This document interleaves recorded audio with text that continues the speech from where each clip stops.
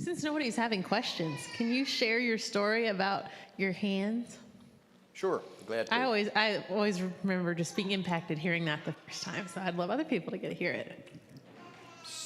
Some of you don't know, I have very unusual hands because in 1993, when I was still pastoring in Northeast Tennessee, one evening, it was actually on February the 14th, actually February the 13th when it happened. The next day was Sunday, and I was prepared to teach to my congregation about the love of God and the fact that everything that God did in our life was a result of His love for us in our life. And so when that happened in the church parsonage, my wife and I and my son were eating our evening meal in the dining room, and we did not know that a masked intruder was watching our every move through the window of the dining room. And we were having potato soup that night. I remember going to get my second bowl of potato soup, came back to the table, and that's when he made his move, and it was a garage entrance into the dining room kitchen combination. He used the shotgun barrel as a battering ram because the twist lock and the doorknob was secured, but the deadbolt was not. He used the shotgun barrel as a battering ram to force the door open, and before I knew what happened, and I stood up and turned around, there he was about 8 feet away from me, wearing a black ski mask and the shotgun pointed at my stomach. I can still go back to that moment and remember what was going through my mind. I just said, I can't believe this is happening to us. It's the kind of thing you would never in your wildest imagination would ever think would happen to you. And he looked at me and I looked at him, and he didn't say anything and I didn't say anything. And after probably, I don't know, maybe 5-10 seconds, it seemed like forever,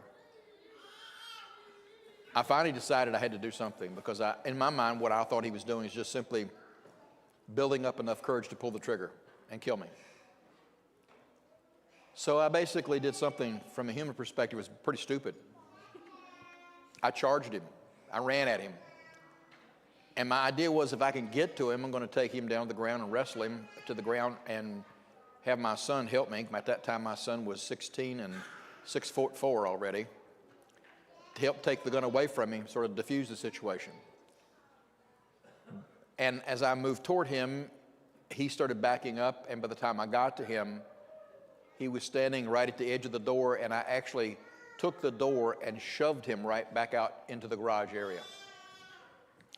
As he fell, his finger pulled the trigger, and the first shot went right up through this was an interior door from the garage into the dining room, right up through the glass into the ceiling.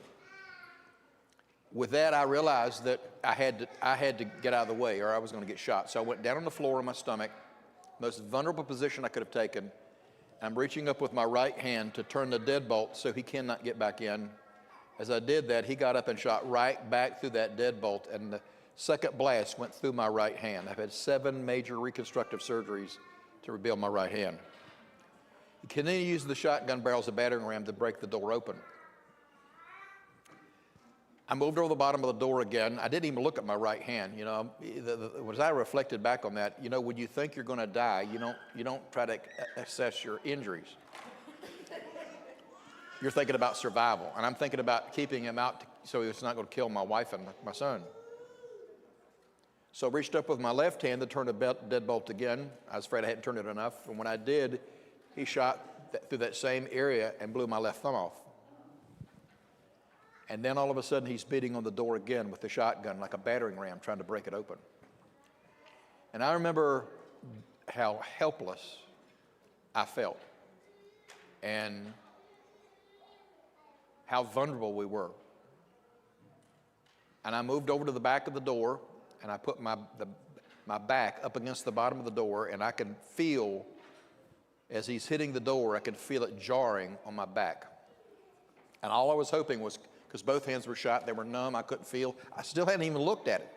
Because again, you know, what does it matter what your hands look like if you think you're going to die? and then I did something really stupid.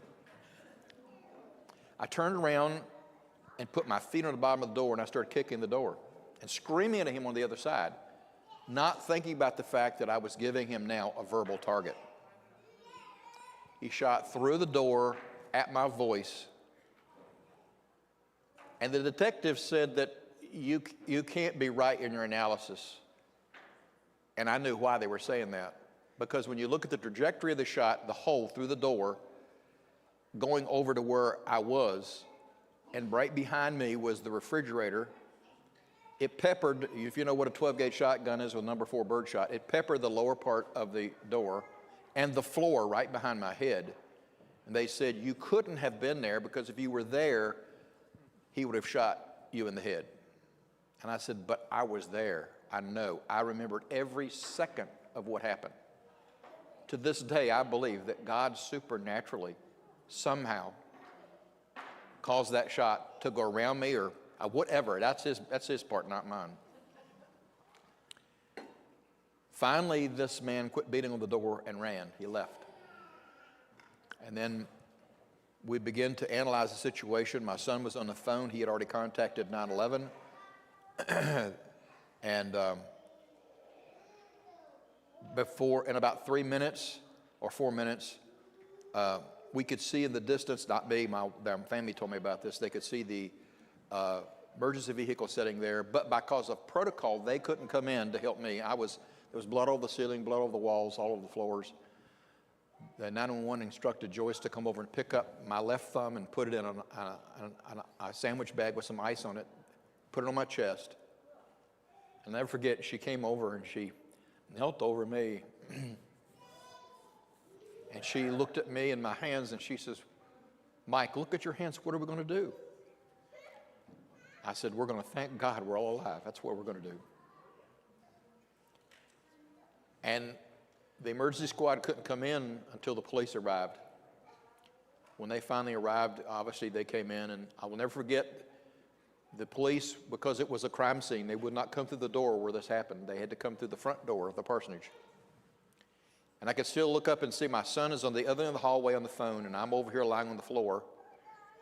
And he came in with his gun drawn, and he looked at me, and he looked at my son, and he said, Mr. Wingfield, tell me what happened here tonight. My exact words were, the devil sent somebody here to kill us tonight. That police officer, you should have seen his eyes. It looked like the moon. Later we found out, because they kept Joyce and my son, my daughter was at work at McDonald's that night. We all have said that if she had been home, things would have been a lot different, because I know my daughter, she would have been there beside me and probably would have gotten shot. So we're very thankful she wasn't home that night. But they came in and began to attend to me. And after I left, my wife said they separated Josh and Joyce and grilled them for an hour and a half, assuming that one of them had shot me. And then the tables turned and they said to my son and to my wife, do you think your dad might have a girlfriend? This would be a jilted lover, a husband. And my son said, you don't know my dad. That's not him.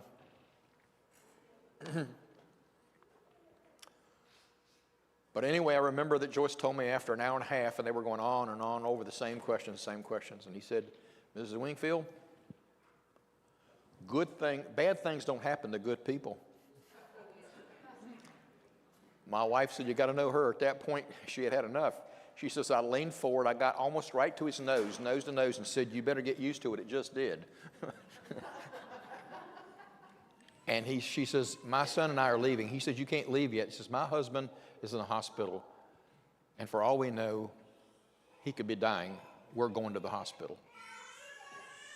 So that was what happened that night, and it was 8 long days after that with several surgeries and a lot of things that happened. But I have to give testimony to say, my family and I look back to those days, and very frankly, you would think that we would be panicking and full of fear, but the peace of God came over our souls that night, and He enabled us. God's grace is always sufficient. In the greatest trials of life, God showed up and in a big time way. And I'm here simply, totally, in many ways, by the grace of God. So to God be the glory.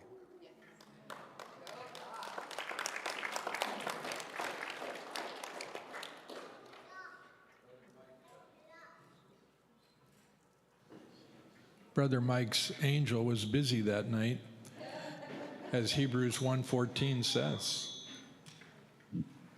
Brother Ike, let me tell you something I should have said, but I left out. Weeks later, my son came to me, and he was watching this whole thing take place when this man was standing in the dining room staring at me, and I was staring back at him.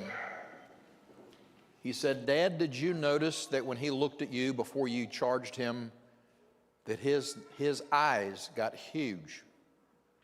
It was as if he saw something we didn't see." And my son said, "Dad, I think there was an angel standing behind you that night."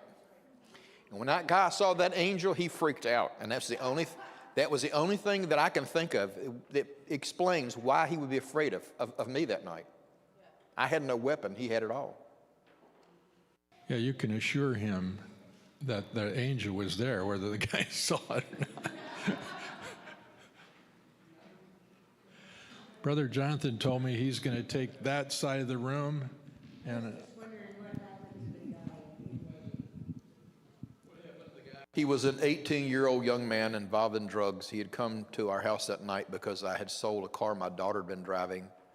It had sat there in the front. If you've ever been to the church there, it's a major four-lane highway right in front of the church, 11A highway.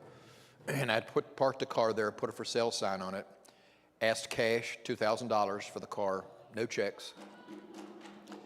Sold the car on Friday, and this happened the next evening. So the only thing we can guess is this young man thought I had $2,000 on my possession or in the house, and he came to get it and take it by force. What we found out 8 days later was that he committed suicide. And the ironic thing is, where he took his life was in visual sight of where my family and I were hiding out as the police had recommended us to take cover. And it's amazing to see how God orchestrated all that. I hate that the young man took his life, but he left behind a suicide note with his family and said basically he could not live with himself after what he had done. Took the police 3 years to solve that case. And so that's all we know.